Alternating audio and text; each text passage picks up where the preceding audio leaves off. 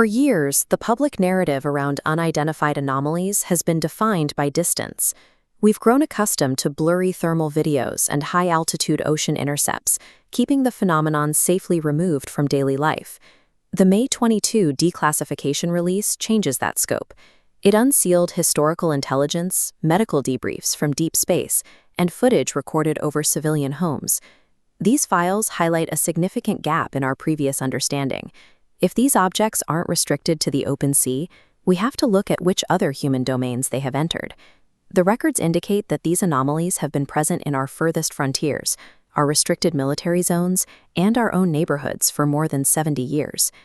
We begin at the ultimate frontier, low Earth orbit during the 1960 space race, the first domain where these intrusions were documented. In the unedited 1965 Gemini 7 audio, astronauts suddenly report a bogey at 10 o'clock high. They described a metallic, cylindrical object pacing their capsule in the vacuum of space. Mission Control attempted to dismiss the sighting as their own spent booster rocket. The astronauts were firm, stating that their booster was already in sight, meaning this second object was something else entirely. These encounters weren't just external sightings. In the Apollo 12 medical debriefs, the interaction became internal. Astronauts Conrad, Gordon, and Bean reported bright streaks of light cutting across their vision in absolute darkness, moving uniformly right to left. NASA blamed cosmic rays, but raw audio reveals a more unsettling story of pioneers witnessing ghostly anomalies in the void. Even in the isolation of deep space, our most advanced explorers were seemingly being tracked by an unknown intelligence. Closer to Earth, the phenomenon moved through the heavily guarded military checkpoints of the Cold War without resistance.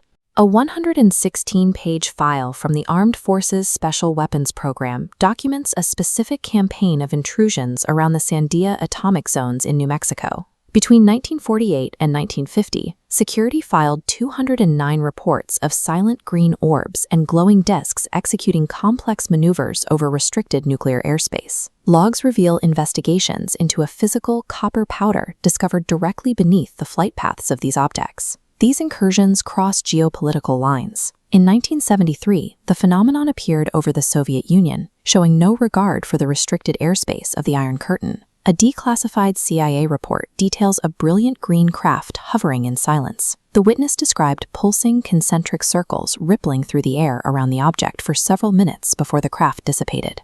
The world's most secure nuclear sites and restricted airspaces were porous to these objects, making conventional human security measures ineffective.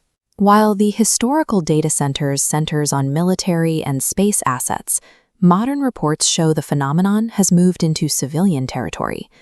In October 2022, declassified footage captured an elongated, cigar-shaped entity moving at high speed directly over a residential neighborhood. The craft shows no wings and no exhaust. It appears to be a massive, unpowered vehicle operating in broad daylight over suburban homes. Seeing an unidentified vehicle of this scale operating with such impunity over a civilian area is a significant departure from the typical offshore sightings we've been told to expect. The sightings recorded in these files suggest that you no longer need to be on an aircraft carrier to be in the flight path of an anomaly. The May 22 declassifications suggest that these unidentified objects are a persistent presence that has interacted with nearly every domain of human activity for over 7 decades. Physical trace evidence moves the conversation. It's no longer about whether these objects exist, but determining exactly what they are doing. Artifacts like the Sandia copper powder require open, civilian scientific investigation to understand their composition and origin. These files offer a new baseline for understanding these incursions. Tell me your theories on the copper powder in the comments below, and subscribe as we continue to investigate the unacknowledged truth.